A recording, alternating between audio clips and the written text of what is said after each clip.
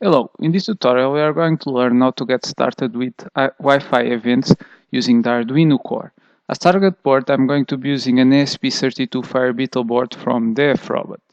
So in countless previous tutorials where we covered how to connect to a Wi-Fi network, we used a technique called polling, where we first called the begin method on the Wi-Fi extern variable, passing as input the name of the network and its password, and then what we would do is a busy loop waiting and checking if the connection is already established or not.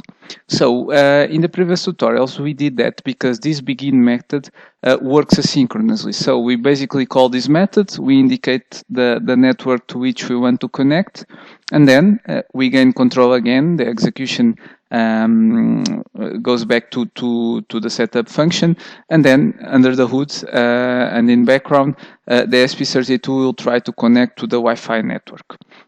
So we do polling in these cases, and obviously this is debatable. Some people think it's a good option, others don't, because in the use cases that we have shown, our application only made sense to keep executing after we are sure we are connected to a Wi-Fi network. Obviously, in general, polling is avoidable. It's a bad practice. In such cases, such as the one I've just mentioned, where we really need to be connected to the Wi-Fi network before we can do anything else, personally, I think it's reasonable to do a simple polling there. Others don't think so. So this is highly debatable, but please keep in mind that in general, in other use cases, polling is something very inefficient and that we should avoid. So for this particular use case, obviously I'll leave to your consideration. Nonetheless, it's important to take in consideration that we can work with Wi-Fi events, which pretty much allow us to asynchronously respond to events generated by the Wi-Fi stack when we are trying, for example, to connect to a Wi-Fi network. On one hand, this is very good if we can do anything else in our application while we are trying to connect to the Wi-Fi network. We get rid of polling, we get much more control in our application, because we can pretty much respond to multiple events that are triggered in the connection procedure. But on the other hand, it also increases the complexity of our application, because we are going to work with some more lower level data structures. In this simple example, we are not going to tackle them yet, but keep in mind that when you want to get additional information about a Wi-Fi event, then we'll need to access some lower level data structures. And obviously the process is much more complex, because there are multiple events, as I've said. For example, in this tutorial we are going to check the event where we know that the station has already connected. The station in this case is our ESP32, has already connected to the access point. Nonetheless, for example, at the time we receive this event, the ESP32 doesn't have an IP address yet. So at this stage, for example, if we want to open a socket connection or do anything else that sits on top of sockets, such as using HTTP or any other similar protocol, we cannot do it until we get the event that tells us that the ESP32 already has an IP address. Obviously, this is a little bit more complex to handle. We need to understand much better what's the sequence of events during the connection, but as I've said before, it also gives us much more control over our application, and we get rid of the polling approach, which might make sense in other use cases that we have not covered before in our tutorials. So that's pretty much it regarding this introductory note. Let me just say that in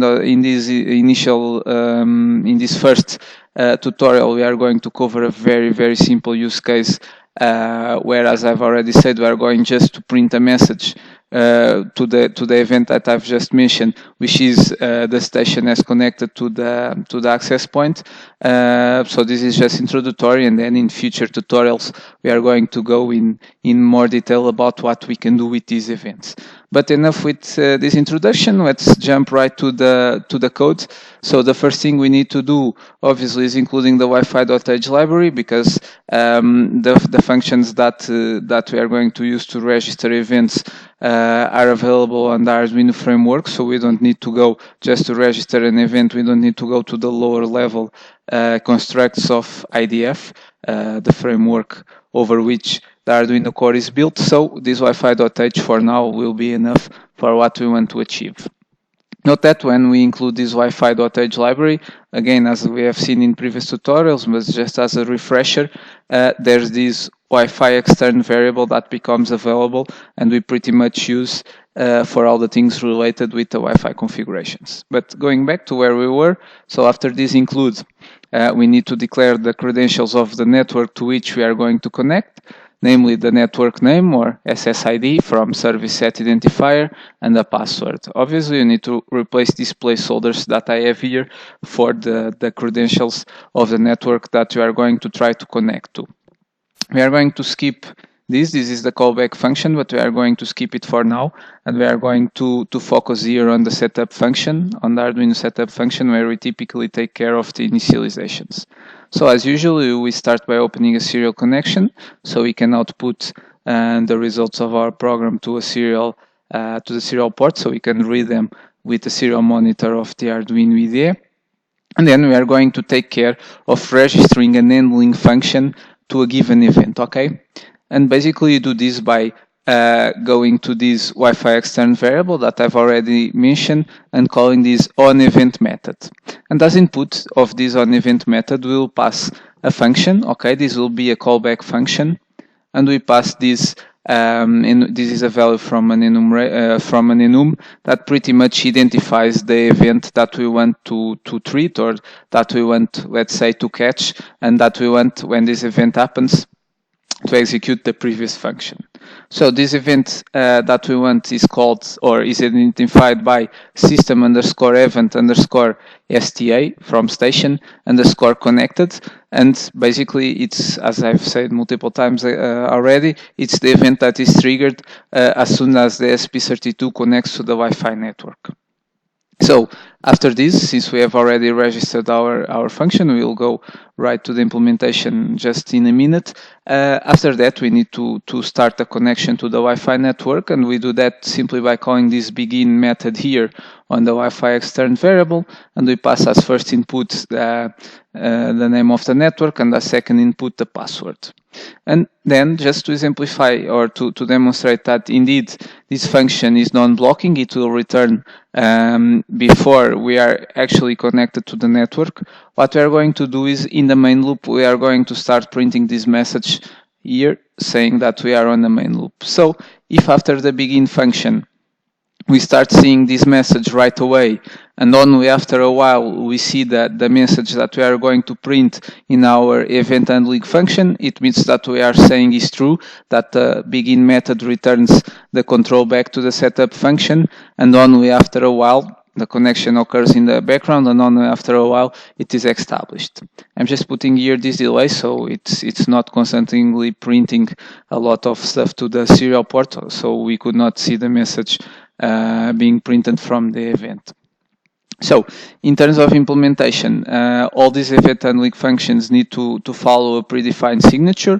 So they return void, and they receive as input here this data structure and this data structure here. We are not going to cover them because we are not going to make use of them in this initial tutorial. So for now, we are going to leave it like it is, but please keep in mind that this is the signature that every event handling function needs to follow in order for us to be able to register it.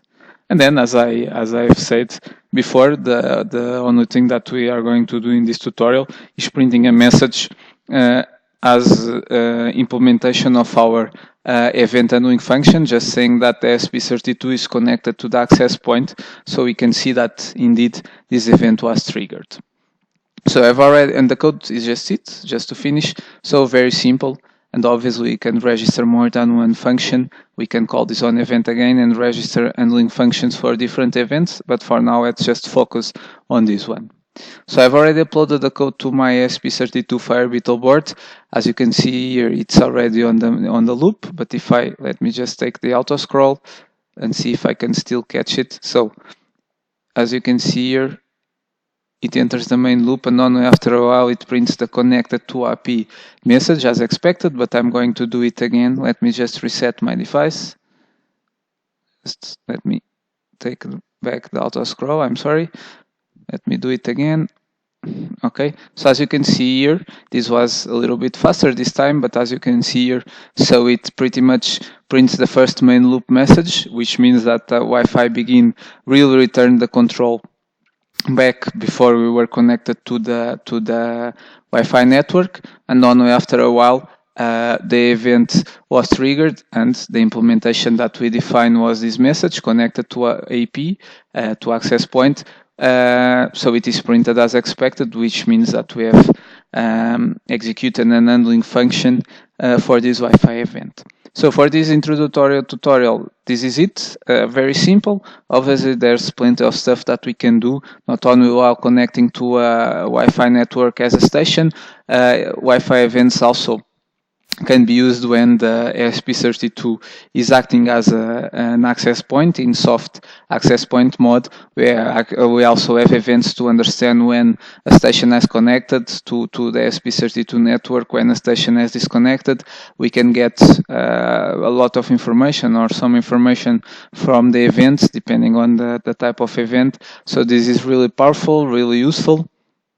And I really recommend you also to take your time to go through IDF's documentation, which is the best place to see the events that are available, and then trying to use them here. So thank you very much for watching. Hope you have enjoyed.